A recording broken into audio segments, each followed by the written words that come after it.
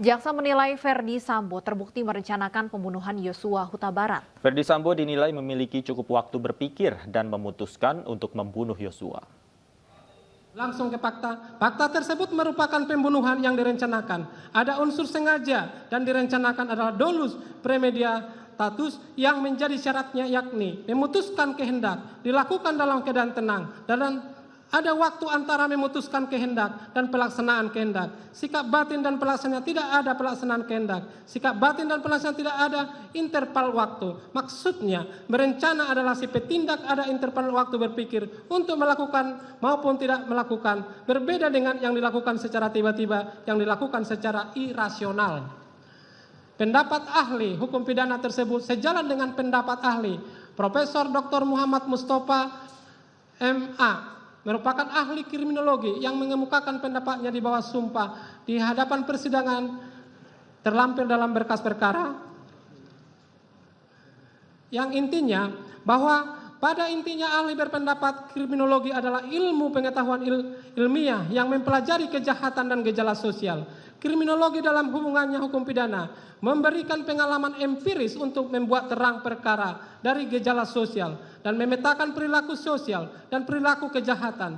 Peristiwa pembunuhan ada dua teori besar. Pertama, pembunuhan tidak direncanakan, dan kedua, perencanaan. Pembunuhan tidak direncanakan merupakan reaksi seketika dari pelaku. Alat tidak direncanakan merupakan reaksi ketiga dari pelaku.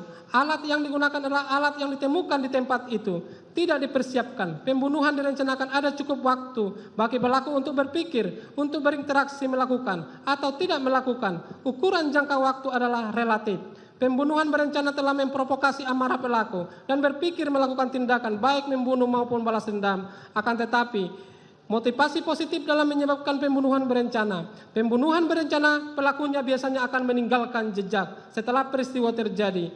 Ia menyadari kesalahan dan berusaha. Tindakan terdakwa Ferdi Sambo yang masih sempat bermain badminton sudah menunjukkan adanya perencanaan. Motif tidak menjadi fokus karena sifatnya sangat individu. Dalam sidang yang digelar di Pengadilan Negeri Jakarta Selatan, jaksa memaparkan fakta adanya perintah Ferdi Sambo untuk mengamankan senjata Yosua. Perintah ini diberikan untuk memudahkan eksekusi Yosua Huta Barat. Keberadaan senjata api milik korban nofriansah Yosua kepada saksi Richard Eliezer yang dijawab senjata korban nofriansah Yosua Huta Barat di mobil Lexus LM diketahui karena disimpan oleh saksi Ricky Rijal Wibowo di mobil Lexus LM. Selanjutnya, terdakwa Ferdi Sambo menyuruh saksi Richard Eliezer untuk mengambil senjata korban nofriansah dan senjata api HS tersebut diserahkan kepada terdakwa tujuan agar korban nofriansah lebih mudah dieksekusi.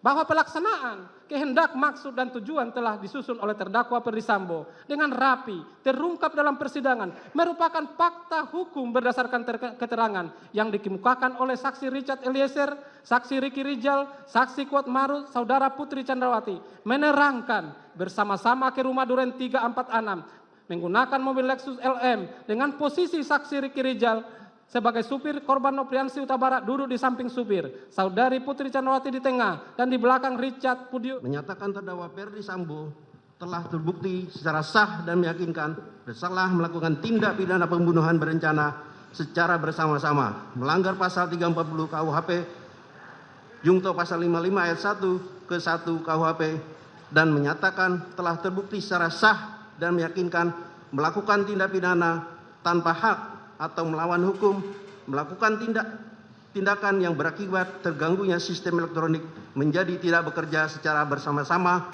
sebagaimana mestinya, melanggar pasal 49 Jungto pasal 33 Undang-Undang Nomor 19 Tahun 2016 tentang perubahan atas Undang-Undang Nomor 11 Tahun 2008 tentang informasi dan transaksi elektronik, Jungto pasal 55 ayat 1 ke 1 KUHP sebagaimana dakwaan ke-1 primer dan dakwaan kedua pertama primer. Menjatuhkan pidana terhadap terdakwa dengan pidana seumur hidup. Menyatakan barang bukti berupa mulai A sampai 41